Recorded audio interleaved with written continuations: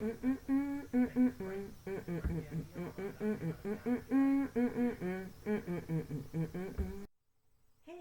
c'est l'anarchie ici.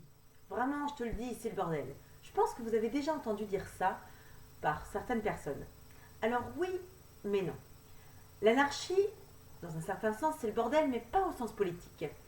Au sens politique, c'est pas le bordel du tout. En fait, c'est plutôt un système. Enfin, c'est un système dont je vais vous parler aujourd'hui.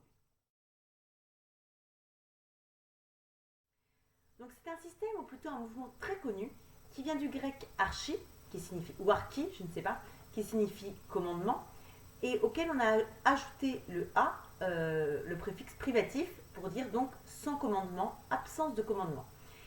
C'est un mot qui dérive du grec ancien, an, archi, et qui signifie justement absence d'autorité ou de gouvernement. Ce mouvement, ce système a émergé à la fin de la première moitié du 19e siècle, vers 1840. Il a ses partisans et bien évidemment ses détracteurs. Comme tous les systèmes, me direz-vous, et vous aurez bien évidemment raison. Mais parmi ces détracteurs, j'ai trouvé les auteurs du Larousse, curieusement. Pourquoi je dis que ce sont des détracteurs? Par rapport à la définition qu'ils indiquent dans leur ouvrage. Je cite, d'après le Larousse, l'anarchie, c'est l'état d'une société caractérisée par un gouvernement ne disposant pas de l'autorité nécessaire et en prise à des conflits désordonnés. Il donne comme exemple faire sortir un pays de l'anarchie. Alors, premièrement, il n'y a pas de gouvernement, puisque il semble que l'essence même du mouvement de ce système soit justement que ce soit le peuple qui décide et qu'il n'y ait pas de gouvernement, pas d'autorité supérieure.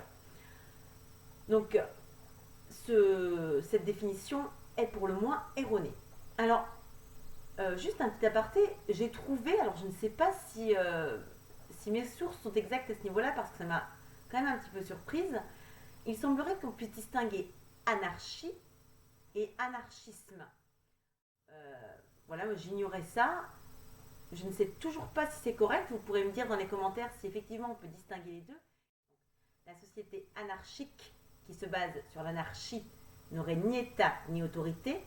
La deuxième, une société anarchiste se basant sur l'anarchisme, n'aurait non plus pas d'État, pas d'autorité, mais serait basée sur un certain nombre de principes. Et parmi ces principes, la solidarité entre ses membres, par exemple, semble être l'un des principes fondateurs. D'ailleurs, ces membres peuvent, semble-t-il, avoir des sensibilités différentes, d'après ce que j'ai pu lire et écouter. Il y aurait des anarchistes de gauche, tout comme des anarchistes de droite. Ça m'a un peu surprise. Pour moi, l'anarchisme, ou l'anarchie, enfin tout ce mouvement, était plutôt de gauche. Donc visiblement, ça c'est quelque chose qui est un peu ultérieur à 1840, mais à la base, voilà, il n'y a pas de sensibilité politique propre à ce mouvement, sachant qu'il y a plusieurs formes d'anarchisme, d'anarchie même. Donc il y a voilà, ceux qui sont plus pour une gouvernance du peuple, ceux qui sont plus individualistes, hein, laisser chacun vivre comme il l'entend. Voilà, il y a plusieurs façons d'aborder ce système. Donc, mais peu importe au fond, peu importe de gauche, de droite, peu importe, l'idée fondamentale, c'est l'idée d'une société qui serait basée sur une absence d'autorité et plutôt sur une entraide décentralisée. Voilà, le peuple décide. Alors, je ne peux pas parler d'anarchisme sans citer son fondateur, Pierre-Louis Proudhon. Donc voilà, il est vraiment, lui, défini comme le vrai fondateur de l'anarchisme. Il a écrit un ouvrage célèbre intitulé Qu'est-ce que la propriété? Et dans cet ouvrage, il dit la propriété, c'est le vol. Le titre de cet ouvrage, donc Qu'est-ce que la propriété, fait penser à l'ouvrage d'un autre anarchiste, Max Stirner. Stirner, c'est son surnom, ça signifie cerveau ou front, plutôt front en allemand. Son vrai nom, c'est Johann Caspar Schmidt, et lui a écrit un ouvrage intitulé L'unique et sa propriété. Dans cet ouvrage, il indique que l'individu est unique, bien évidemment, et qu'il ne doit pas se fixer sur des lois qui sont choisies par la collectivité. Voilà, il met face à face l'unicité de l'individu et la collectivité. Donc, sa philosophie semble être un réquisitoire un petit peu contre toutes les puissances supérieures, auxquelles on semble s'aliéner un petit peu. Et il dit à chacun de s'approprier ce qui est en son pouvoir, euh, sans prêter attention, sans prêter attention vraiment aux forces d'oppression, voilà, indépendamment de ces forces. Mais pour revenir à Proudhon, donc lui, il considérait les gouvernements comme responsables du désordre et pensait que seule une société sans gouvernement serait finalement à même de restaurer un ordre naturel et une harmonie sociale. Donc vous voyez un petit peu le paradoxe avec le fait d'appeler ce mouvement anarchie. Et quand les gens disent bah voilà, sans gouvernement c'est l'anarchie et qu'ils assimilent ça au bordel finalement, au bazar, au grand n'importe quoi si je puis dire, eh bien Proudhon non. Lui il dit que finalement c'est les gouvernements qui sont à la base d'un dérèglement, de quelque chose d'un peu désordonné. Et pour rétablir quelque chose de plus ordonné, il ne faut plus de gouvernement. Voilà. Ça restaurerait selon lui un ordre naturel et une harmonie sociale, puisqu'on devrait se mettre d'accord pour tous régir ensemble notre société. Donc justement, par rapport au terme anarchie qu'il choisit, pourquoi ce terme? Eh bien, finalement, il a choisi le terme le plus strict, dans le sens étymologique le plus strict. Voilà, sans gouvernement. Anarchie. Anarché, sans gouvernement, il choisit le sens le plus strict. Il semble qu'il ait joué un petit peu de l'ambiguïté du mot, puisque pendant un certain temps, gouvernement et ordre étaient intimement liés. Donc sans gouvernement, ça voulait dire sans ordre. Mais finalement, non, c'est pas tout à fait ça. Donc lui, il a joué un petit peu de cette ambiguïté. Alors est-ce qu'il avait raison ou tort de jouer là-dessus? Je ne sais pas. Mais souvent, les gens pensent à anarchie comme étant quelque chose de désordonné. Encore une fois, pas tout le monde, évidemment. Donc, avec Michel Bakounine, qui est un disciple, si on peut dire, de Proudhon, et Pierre Kropotkin, qui lui serait plutôt anarcho-communiste, l'anarchisme va devenir un mouvement plutôt de gauche. Donc, comme je le pensais au départ, mais finalement, au départ, c'est pas du tout un mouvement de gauche. Donc voilà, il va avoir des affinités avec la gauche, parfois même avec l'extrême gauche. Et d'ailleurs, certains anarchistes se considèrent comme les plus logiques des socialistes. Puisque pour eux, voilà, le socialisme, c'est la parole au peuple. Voilà. Alors après, quand on évoque l'anarchisme, qu'on fait des recherches un petit peu, et puis essentiellement quand on en parle autour de nous, bah, c'est assez surprenant. Il y a deux réactions, enfin trois réactions, parce qu'il y a évidemment les gens qui connaissent, c'est une grande majorité. Mais parmi les gens qui ne connaissent pas vraiment, il y a deux façons de réagir. Et une façon, voilà, un petit peu moqueuse, je dirais, un petit peu à la légère. Oh là là, les anarchistes. Enfin bon, c'est un peu surprenant. Et vraiment, les gens prennent parfois ce mouvement à la légère. Quelque chose d'un peu, pour eux, d'un peu rigolo, un peu passéiste. Et voilà, un vieux mouvement passé, rigolo. C'est une image que j'en ai eue d'après certaines discussions, enfin une image que m'ont renvoyé certaines personnes. Et puis il y a un autre avis, c'est des gens qui sont plutôt inquiets face à ça. Voilà, pour eux, les anarchistes sont plutôt des terroristes et ils sont un petit peu effrayés. Voilà, alors je me suis demandé pourquoi on peut être effrayé par un mouvement qui finalement n'a rien d'effrayant à la base, puisque à la base c'est faire confiance au peuple pour se gouverner lui-même. Ça n'a vraiment rien d'effrayant. Enfin, c'est un mouvement plutôt humaniste, semble-t-il. Donc pourquoi ce système politique effraie parfois? Eh bien en fait, à la fin du 19e siècle, les anarchistes ont voulu se faire connaître. Ils ont voulu montrer qu'il était possible de renverser le pouvoir en place, et certains sont allés un peu loin. Alors pas un grand nombre, évidemment, pas une grande majorité, mais c'est eux qu'on retient, malheureusement. Donc il y a eu une certaine propagande par le fait, par les actes, par les actions, quelque chose d'assez violent. Voilà, ils ont été peu nombreux, mais ils ont donné une très mauvaise image de l'anarchisme. Ils ont visé des chefs d'État, ils ont orchestré des assassinats.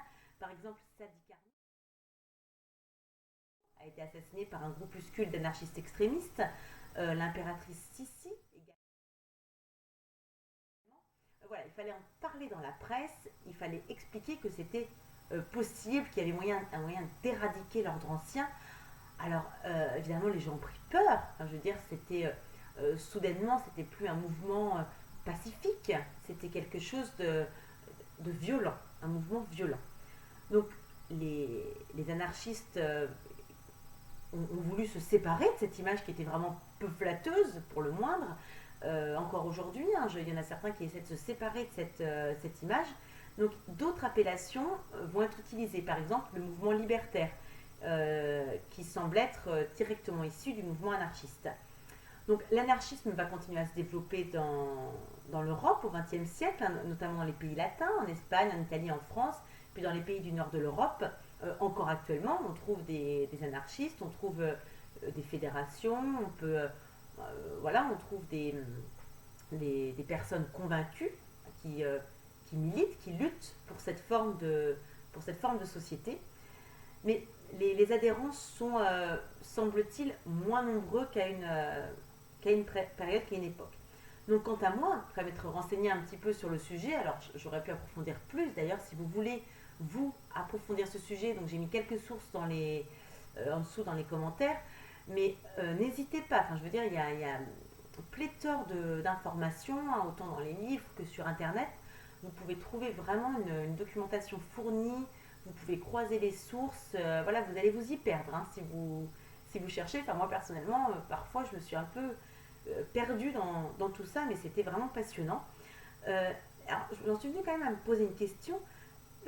Donc, en imaginant que ça fonctionne, que ce soit le peuple qui soit aux commandes, si je puis dire, n'est-il pas quelqu'un qui voudrait prendre le pouvoir pour de bonnes ou de mauvaises raisons? Est-ce qu'il n'y a pas quelqu'un qui se dirait, il faut une gouvernance, il faut quelqu'un qui gouverne, pourquoi pas moi, puisque personne ne semble s'intéresser à ce rôle. Voilà. Et puis est-ce qu'on arriverait aussi à se mettre d'accord? Est-ce qu'on arriverait à se dire, voilà, d'accord, on décide tous ensemble, on est tous d'accord, ou en tout cas on prend en compte la majorité. Avec Internet, c'est parfaitement possible. Il peut y avoir une plateforme, on peut imaginer une plateforme, tout le monde s'inscrit sur cette plateforme, et puis on échange, on discute, on peut organiser des systèmes de vote, bien évidemment. Voilà, c'est la décision qui semble difficile. Est-ce qu'on parviendrait à laisser la grande majorité décider?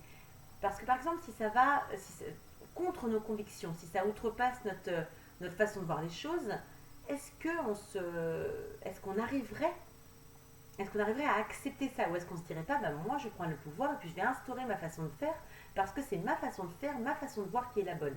Et à ce moment-là, on dériverait un petit peu, enfin on dériverait complètement même sur une dictature. Parce qu'on dirait, bah voilà, non, c'est moi qui est le mot, c'est moi qui ai raison. Et non, c'est pas ça à la base, l'anarchisme justement.